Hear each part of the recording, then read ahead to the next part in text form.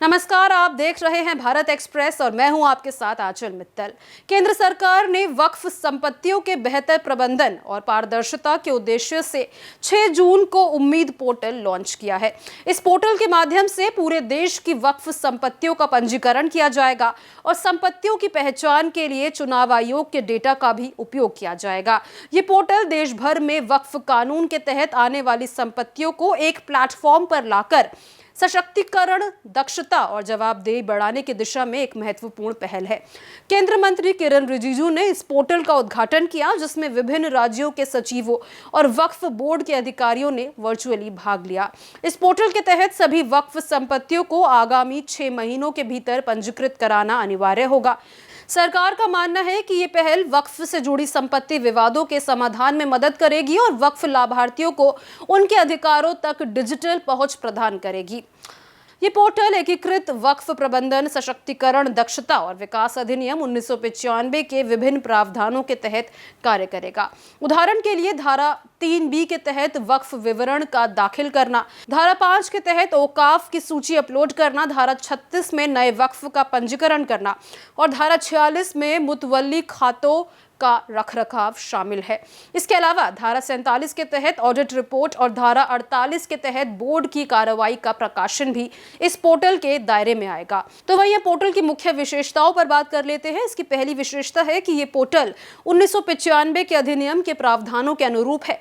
दूसरी विशेषता है कि ये उपयोगकर्ता लॉगिन मोबाइल नंबर या ईमेल और OTP के माध्यम से कर सकते हैं। तीसरी विशेषता है कि मेकर और चेकर अनुमोदक की 3 स्तरीय प्रणाली डेटा की शुद्धता और सुरक्षा सुनिश्चित करती है। मेकर वो व्यक्ति होगा जिसे वक्फ द्वारा अधिकृत किया गया है।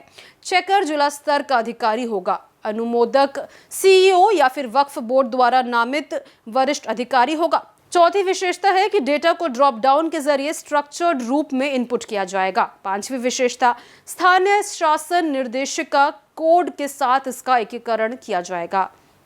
छठी विशेषता, वक्फ और संबंधित संपत्तियों के लिए एकल चरण पंजीकरण प्रक्रिया लागू की गई है। सातवीं विशेषता, हर वक्फ संपत्ति को एक 17 अंकीय यूनिक ID दी जाएगी, जिससे डिजिटल ट्रैकिंग संभव हो पाएगी। आठवीं विशेषता है कि एक केंद्रीकृत हेल्पलाइन के जरिए उपयोगकर्ताओं को सहायता दी जाएगी। नौवीं विशेषता है कि पोर्टल पर अपलोड किए गए डेटा की गोपनीयता भारत के मौजूदा डेटा संरक्षण कानूनों के अंतर्गत सुरक्षित रहेगी।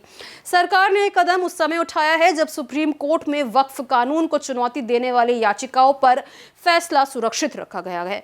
इसके बावजूद सरकार वक्फ प्रबंधन में पारदर्शिता और जवाबदेही लाने के लिए प्रतिबद्ध है। केंद्रीय मंत्री ने कहा कि यह ऐतिहासिक पहल है जिसमें सभी हितधारकों, राज्यों, सरकारों, वक्फ बोर्डों और संसद की समितियों से चर्चा के बाद ये पोर्टल अस्तित्व में आया है।